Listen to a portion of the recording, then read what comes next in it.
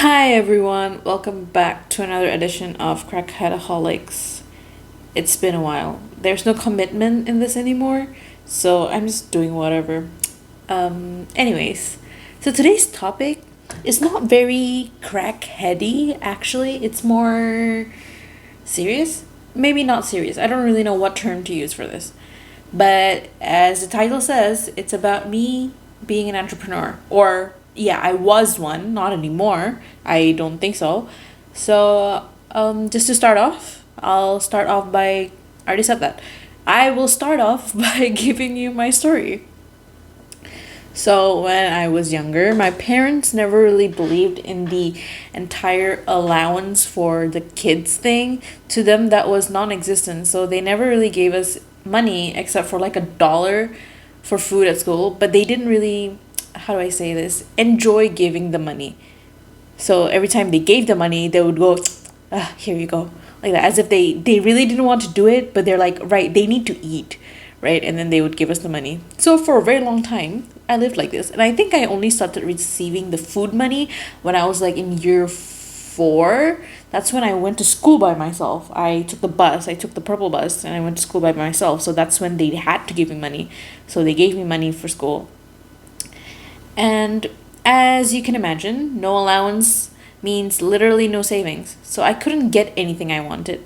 I always had to ask my parents, and their answers 90% of the time is no, earn and buy the thing yourself.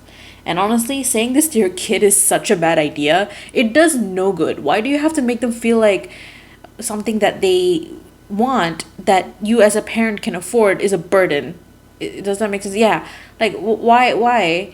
My parents thought it will teach us the importance of money and spending, but really all it made me feel like was a burden. And I always wondered how we were actually kind of well off, but I could not get a damn bag I really like. So I decided that I should do something about it. And I remember this very, very clearly. Around June or July of 2015, I think, that was when I was 15, I came across a bag on Instagram. Someone was taking pre orders for it.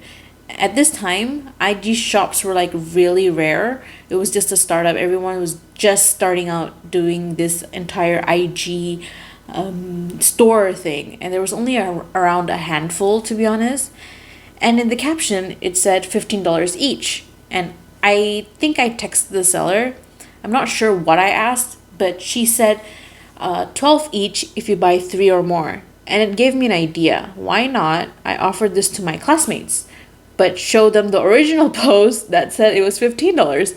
Honestly, I'm not entirely sure if that was ethical, considering that they did not know my intentions of wanting to make a profit.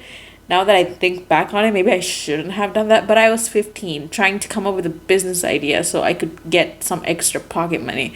So if you're listening to this, and if you remember that drawstring bag, the graphic designed one that I sold to you, if it was wrong, I'm sorry. I apologize right now. Okay. Now that I keep thinking about it, I kind of feel bad, but I genuinely did not have any bad intentions, okay? I just thought that if I say it's mine, they probably wouldn't support it. That's what I thought. I had this mindset that everyone hated me. So it was really hard.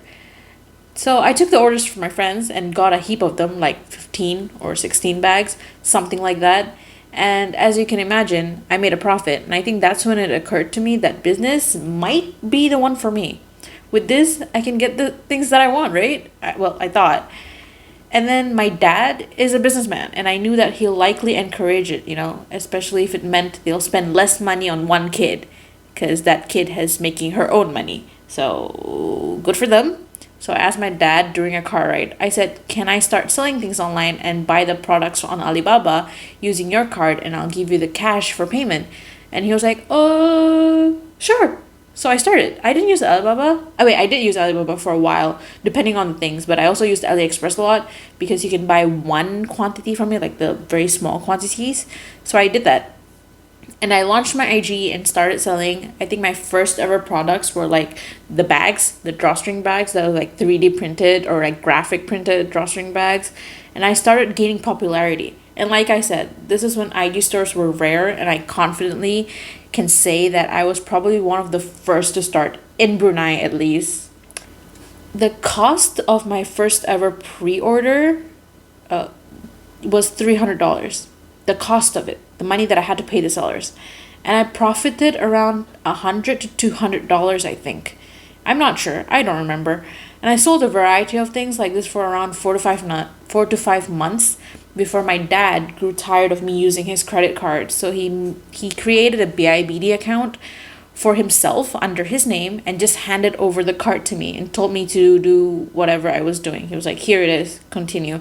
I don't want my credit score to be showing me buying random bags on the AliExpress. So here it is, use it, and this is yours, but it's under my name." So he did that. This was great too because before that I only accepted cash from my customers, so some of them had to come to my house and pay me in cash. So they can so that was to think about it, that was very inconvenient. So having BIBD was a huge bonus since people can just bank in. And in this edition, I got even more customers, and I learned what post laju was. I learned about it, and then I asked like the staff in my dad's office. I was like, "Post laju ni apa kan?"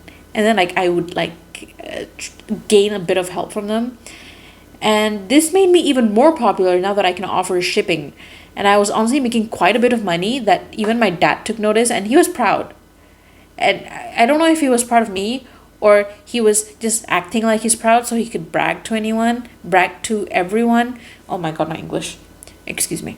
So he'd brag about it. He'd be like, "Oh, my daughter has a business." So that was that.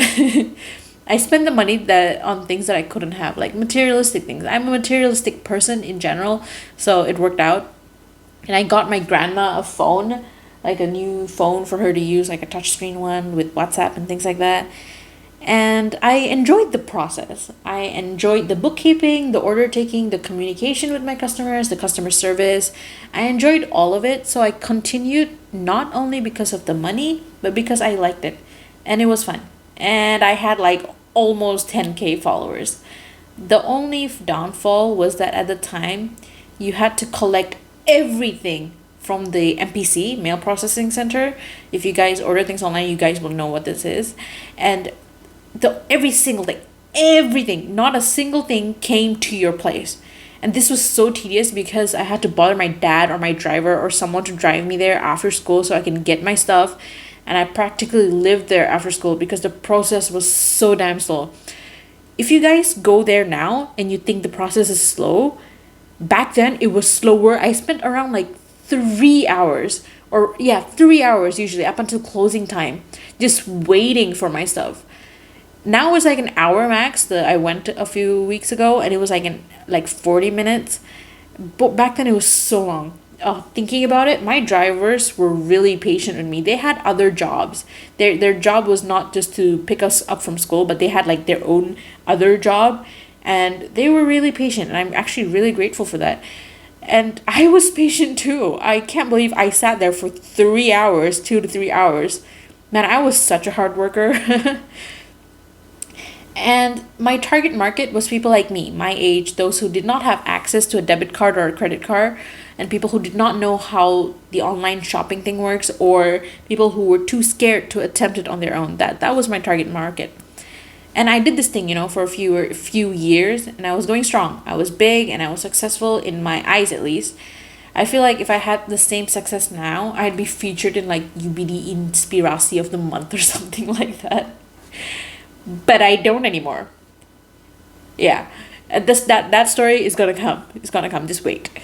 So at the time, I had enough money to get my first ever flagship phone. It was a Samsung S7. I loved that device.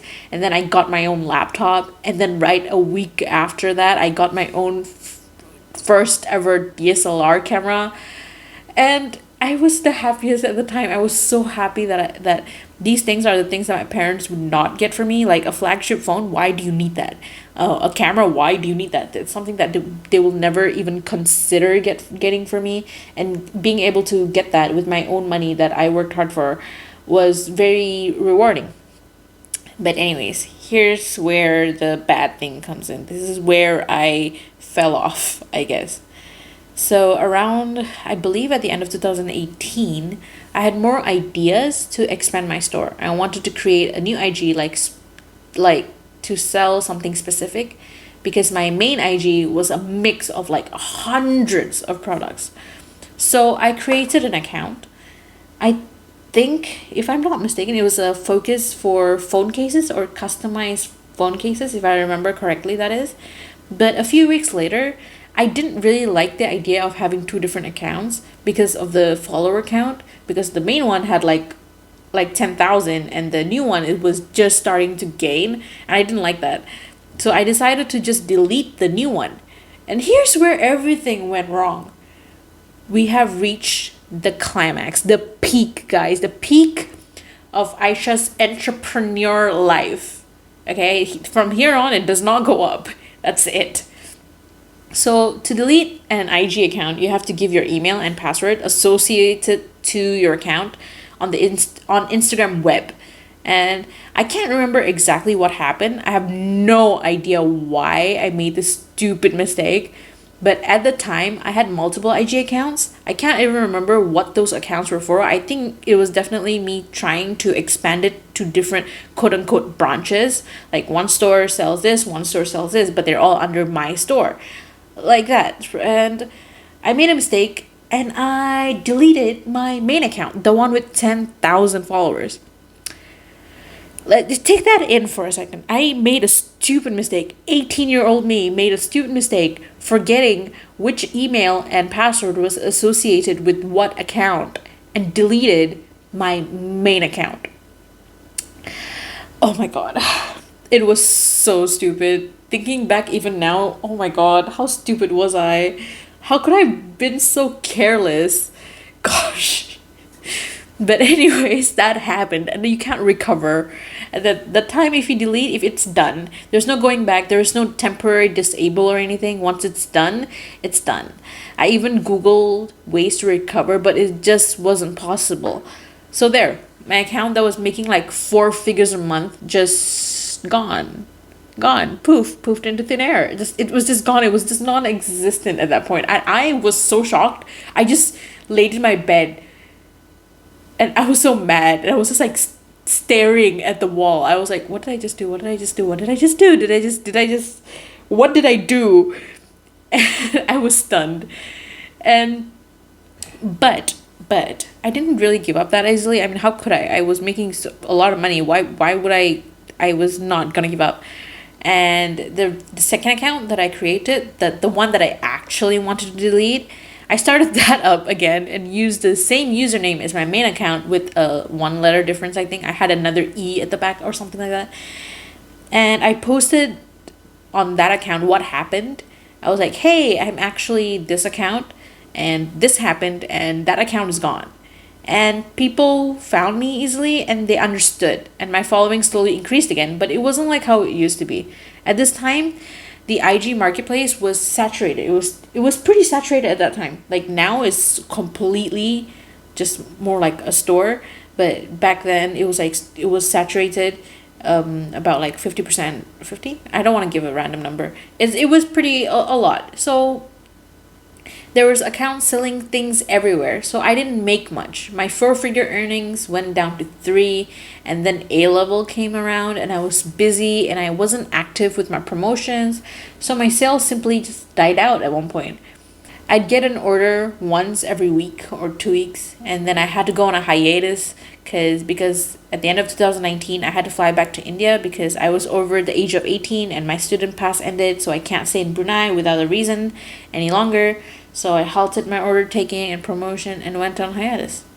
I came back to Brunei in March 2022 when COVID was going around. It was starting to get serious, and shipping overseas and that entire shipping business it stopped, or it slowed down to the point where it didn't even exist. And so I couldn't start back up.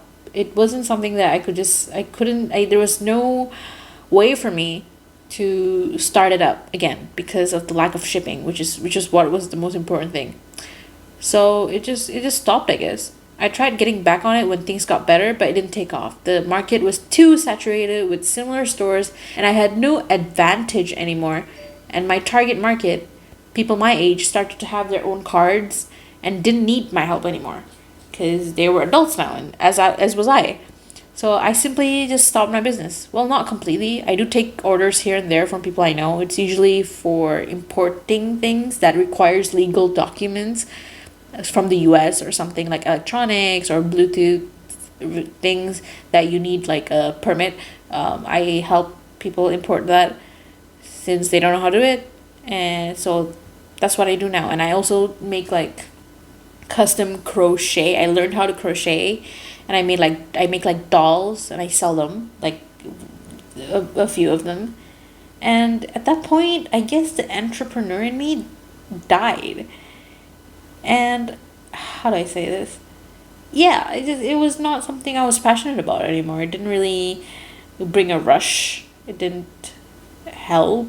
I mean, yeah. So now that was my story of what I was, and I'm so sorry. And I was so proud of myself for that. I am still proud of myself for that. I did so many things for someone who was 15. I think that was incredible because there was not many 15-year-olds trying to make money back then. I think there's a lot more now, but 6 to 7 years ago, there wasn't any I knew. And I'm proud and happy that I got to experience that.